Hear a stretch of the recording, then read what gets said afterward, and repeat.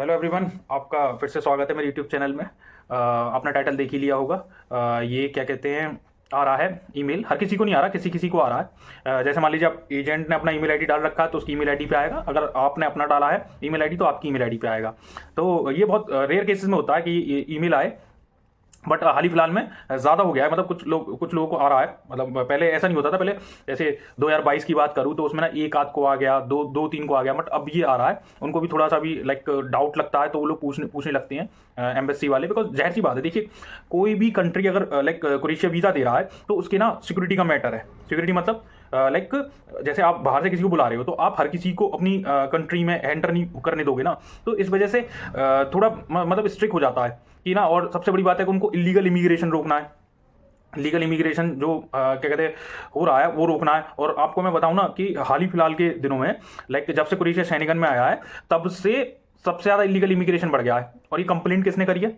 ये कंप्लेंट की है बाल्कन्स नेशंस ने। बाल्कन नेशन जैसे फिनलैंड, एस्टोनिया वगैरह, उन्होंने इस तरह लाइक बोला है कि ना बहुत ज़्यादा लाइक इलीगल इमिग्रेशन हो रहा है। और जब से क्रोएशिया शेंगेन में आया है 2023 में मोस्टली। तो देखिए मैं बात करूं तो ये पहला क्वेश्चन है, ऐसे पूछा गया है कि आपका एजेंट कौन है, आप क्या कहते हैं कितना पे कर रखे हैं। देखिए आप समझदार हैं, इसका आंसर क्या देना है इसमें मेरे को कुछ समझाने की जरूरत नहीं है। देखिए अब ये ना एक क्वेश्चन है कि आपने एम्प्लॉयर से कैसे कॉन्टैक्ट किया और तुम्हारा काम क्या है। सेकंड वाला क्वेश्चन देखिए, और किधर लोकेशन है उसकी, और किस एम्प्लॉयर के लिए आप काम करने जा रहे हो।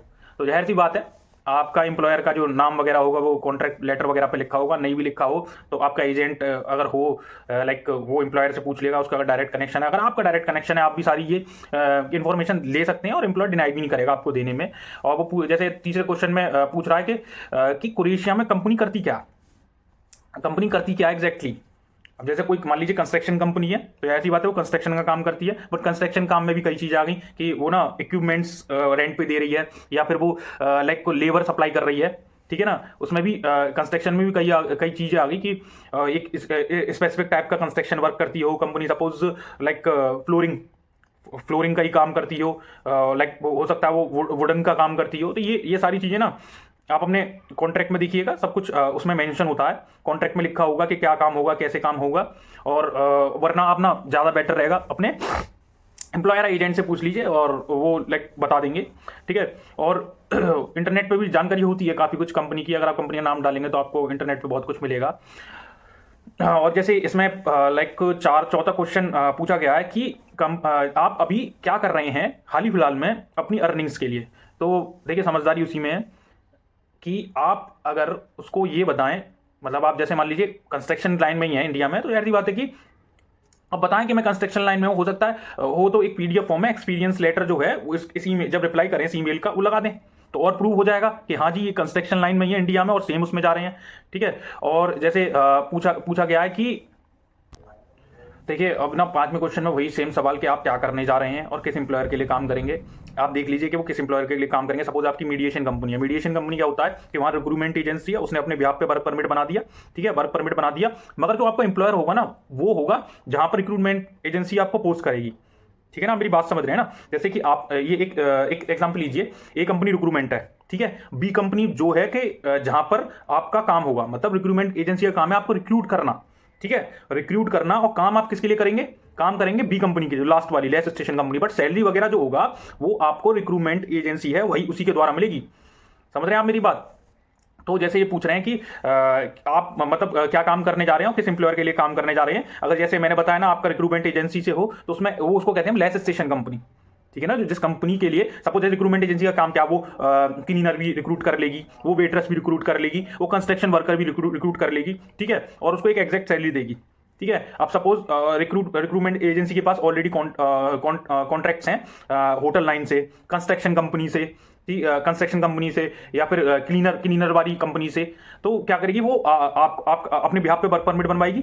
ठीक है, वर्क परमिट बनवाने के बाद वो आपको पोस्ट कर देगी। जैसे मान लीजिए आपके लिए कंस्ट्रक्शन हेल्पर के लिए पोस्ट करा आपको, तो मतलब आपको रिक्रूट करा, तो रिक्रूटमेंट एजेंसी आपको कंस्ट्रक्शन कंपनी के हवाले दे देगी। ठीक है, और आपका एक एग्जैक्ट सैलरी होगा। बट वो जो रिक्रूटमेंट एजेंसी होगी वो कंस्ट्रक्शन वाली कंपनी से ज्यादा ले रही होगी और आपको थोड़ा कम दे रही होगी। तो बीच का जो डिफरेंस है ज्यादा और कम में, उसका जो प्रॉफिट है वो रिक्रूटमेंट एजेंसी को मिलेगा।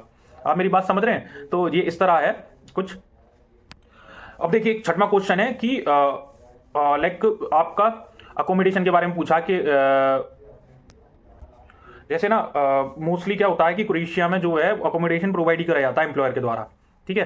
तो उसको बताना है कि एम्प्लॉयर ने मेरे को अकोमोडेशन दिया है और अकोमोडेशन लेटर आपको हो गई, अकोमोडेशन लेटर में पता हो गई कि यहाँ पर मेरा अकोमोडेशन है, ये इसमें ये लिख देना है कि अकोमोडेशन है, उसमें जैसे ना वाट मतलब कौन सा अकोमोडेशन है, शेयर है, सिंगल है, तो आप देख लेना एम्प्लॉयर से पूछ लेना कि मेरा शेयर है या सिंगल है, मतलब शेयर मतलब दो लोग एक रूम में या फिर अकेला एक रूम में, तो इस तरह, और कहाँ पर है वो एग्जैक्ट लिख देना उसमें।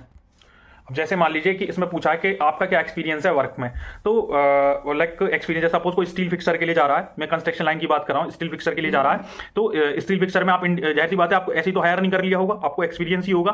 तो आपको जब एक्सपीरियंस होगा तो आपको लाइक वो लोग ऐसे एक्सपीरियंस के बिहाफ पे तो हायर करे होंगे, तो आपको लाइक बता देना मेरे को इतना एक्सपीरियंस है। अगर आपके पास एक्सपीरियंस लेटर है वेल एंड गुड, आप एक्सपीरियंस लेटर लगा दीजिए इसके संग, ईमेल के संग अटैच कर दीजिए। देखिए अब ये ना आखिरी क्वेश्चन है कि आपके जो एक्सपेंसेस हैं वो कौन कवर कर रहा है। अब जैसे सपोज किसी के एम्प्लॉयर ने उसको ना टिकट दिया है, तो आप मेंशन कर दीजिए कि ना मेरे को टिकट देगा वो आफ्टर लाइक वीज़ा के बाद, लाइक मेरे को टिकट मिलेगी, कंफर्म टिकट, अभी तो मैं फ्लाइट आइटर नहीं लगाई है, ठीक है। और इसमें ये लिख दीजिए कि मेरे को प्रीपेड अकोमोडेशन मिला, यार जी बात है प्रीपेड ही है ना, उसने जब अकोमोडेशन लेटर बना के दे रहा है आपको और उसमें एक लोकेशन लिखा हुआ है, पता लिखा हुआ है, तो वो प्रीपेड अकोमोडेशन है, तो उसमें लिख दीजिएगा प्रीपेड अकोमोडेशन। एंड अगर वो मील दे रहा हो तो मील का भी लिख दीजिए कि ना मेरे को मील दिया जाएगा इतने टाइम्स, ठीक है। तो ये सब सारी चीजें, इस तरह कोई घबराने की जरूरत नहीं है, किसी के पास आए भी ना, आप बस अच्छी तरह डिस्क्राइब करिए, आप जितना अच्छा लिखेंगे ना तो उतना जल्दी काम होगा आपका। अगर किसी के पास ईमेल भी आ जाए ना ये वाला, तो प्लीज डोंट बी पैनिक होने की जरूरत नहीं है, जस्ट आपको अच्छी तरह इसको डिस्क्राइब कर देना है, आपका काम हो जाएगा। एवरीवन लाइक देखिए आप एक और ईमेल देख लीजिए, ये ना एक कैंडिडेट है, उसने लाइक ईरान में एप्लीकेशन किया होगा, तो वहाँ पर उसका ये आया है, तो ये पूछ रहे हैं कि लाइक जैसे इसमें पूछा गया कि ना आप इंग्लिश बोल सकते हो, तो जाहिर सी बात है कि English like of course English बोल सकते हैं, तभी लाइक फॉरेन में जा रहे हैं। तो इसमें पूछा गया कि आप किस एम्प्लॉयर से किस भाषा में आप बात करेंगे, तो इंग्लिश में ही बात करेंगे, एक दिन में तो कोई क्वेश्चन आने वाली नहीं है, ठीक है ना। तो इसमें पूछा गया है कि वही सेम क्वेश्चन कि आप कहाँ काम करने जा रहे हैं, और पूछ रहे हैं कि लाइक कैसे एम्प्लॉयर से कांटेक्ट हुआ, ठीक है। इसमें कोई मीडिएशन लाइक पर्सन है, मीडिएशन पर्सन है, तो आप उसका नाम बताइए वगैरह वगैरह। जाहिर सी बात है आप समझदार है, मैं बोल नहीं सकता इसका नाम क्या लिखना है आपको। अब जैसे इसमें पूछा है ना कि कोई एजेंसी है जिसने आपका काम करवाया, ठीक है, आप कोई एजेंसी है, तो आप समझ जाइए। जैसे देखिए वो बताया ना, अगर रिक्रूटमेंट एजेंसी है तो उसका लिखने में नाम कोई प्रॉब्लम नहीं है, वहाँ की रिक्रूटमेंट एजेंसी है, यहाँ की नहीं, यहाँ वाले एजेंट का कुछ मतलब ऐसे बोलना नहीं है, ठीक है ना, तो वहाँ वाली है चलेगा, आप लिख दो नाम, ठीक है। बट उसमें आपको जैसे इसमें क्लास में पूछा गया है कि अपने फ्यूचर एम्प्लॉयर का नाम बताओ, रिक्रूटमेंट एजेंसी के पास काम नहीं है, काम तो फ्यूचर एम्प्लॉयर के पास है जो लेस स्टेशन कंपनी है, ठीक है। तो नाम उसमें आप पूछेंगे अपने जो लाइक एम्प्लॉयर वगैरह है वो बता देगा। जैसे मैं रिक्रूटमेंट एजेंसी वाले के लिए बात कर रहा हूँ, मैं डायरेक्ट एम्प्लॉयर वाले की बात नहीं कर रहा। डायरेक्ट एम्प्लॉयर वाले को आएगा नहीं ऐसा ईमेल, मतलब इस टाइप का नहीं आएगा, वो आएगा अलग टाइप का ही, अगर आ भी सकता है तो। और अपने जॉब को अच्छी तरह डिस्क्रिप्शन में देना है, यही बस करना है डिस्क्रिप्शन। जैसे कोई भी आप जॉब के लिए जा रहे हो तो आपकी लाइक आपका टास्क क्या होगा डेली, आप कैसे काम करेंगे, मतलब समझ रहे हैं ना कि मान लीजिए कंस्ट्रक्शन हेल्पर होती है, उसकी क्या क्या रेस्पॉन्सिबिलिटीज होती हैं, क्या क्या उसके टास्क होते हैं डेली, ठीक है, वो सब डिस्क्रिप्शन में बता देना है आपको लिखकर। लाइक आप इंटरनेट की मदद ले सकते हैं कि क्या होता है, और बाकी तो आप समझदारी हैं। जैसे अगर आप इंडिया में जॉब पोजीशन पे काम कर रहे हैं, मैं कंस्ट्रक्शन को एक एग्जाम्पल लेकर चल रहा हूँ जस्ट बिकॉज बार बार वही दिमाग में हिट कर रहा है, तो वरना आप किसी भी प्रोफेशन में जाएं तो उसका आप डिस्क्रिप्शन, ये नहीं है कि हर चीज में कंस्ट्रक्शन लिख के आए। तो जैसे मैं क्या बोल रहा हूँ ना कि जैसे मान लीजिए आप किसी और भी जॉब में जा रहे हैं, सपोज मैं एक काम लेता हूँ एक्सकेवेटर ऑपरेटर, मतलब जो एक्सकेवेटर होता है ना उसका ऑपरेटर जा रहा है, तो उसकी क्या क्या रेस्पॉन्सिबिलिटी होती है, ठीक है, उसको मेंटेन रखना, ठीक है, उसका मेंटेन रखना, उसकी लाइक साफ सफाई करना, जैसे चलाना ही उसकी रेस्पॉन्सिबिलिटी नहीं है, साफ सफाई और उसको मेंटेन करना, उसको पार्क करना, ये सब उसकी जिम्मेदारी बनती है ना, उसकी धुलाई वगैरह करना। तो ये सब आपको एक डिस्क्रिप्शन में लिखना है आपको, ठीक है। तो गाइज ये था, आई होप नेक्स्ट वीडियो मिलते हैं आपके संग। Thank you so much. मैं आज लाइव आने की कोशिश करूंगा गाइज, इस वीडियो के बाद मैं लाइव आऊंगा, आपके लाइव क्वेश्चन आंसर्स लूंगा। अब मैं लाइक एक्टिव नहीं रह पाता यूट्यूब पे, बट अब से मैं ट्राई करूंगा कि ज़्यादा एक्टिव रहूँ। मैं बहुत ट्राई करता हूँ कि ना, और वो बहुत गैप हो जाता है। आपका रेस्पॉन्स तो मेरे को बहुत अच्छा मिल रहा है, thank you guys so much for like ऐसी रेस्पॉन्स देते रहिए, मुझे मोटिवेट करते रहिए वीडियो बनाने के लिए, और मैं बनाता जाऊँगा, आप नॉलेज लेते जाइए। देखिए जितना नॉलेज होगा ना उतना ही बढ़िया है कि ना, वो कहते हैं ना आधा अधूरा ज्ञान खतरनाक होता है और ज़्यादा ज्ञान बढ़िया होता है, बहुत काम आएगा आपके, ठीक है, फ्री का ज्ञान है सर, ज्ञान तो फ्री का ही होता है, बस देते चले जाओ, लेते चले जाओ। Thank you so much guys for giving us such a good response. आप सब्सक्राइब करिए, लाइक करिए, आपको मैं कहता हूँ ना सब्सक्राइब आपको करना है तो करिए, वरना कोई जरूरत नहीं है। बट मैं आपको रेस्पॉन्स लाइक ऐसी वीडियो बनाते जाऊंगा। अगर आपको अच्छा लगता है तो अपने फ्रेंड्स के संग शेयर कीजिए, लाइक कीजिए। Thank you guys.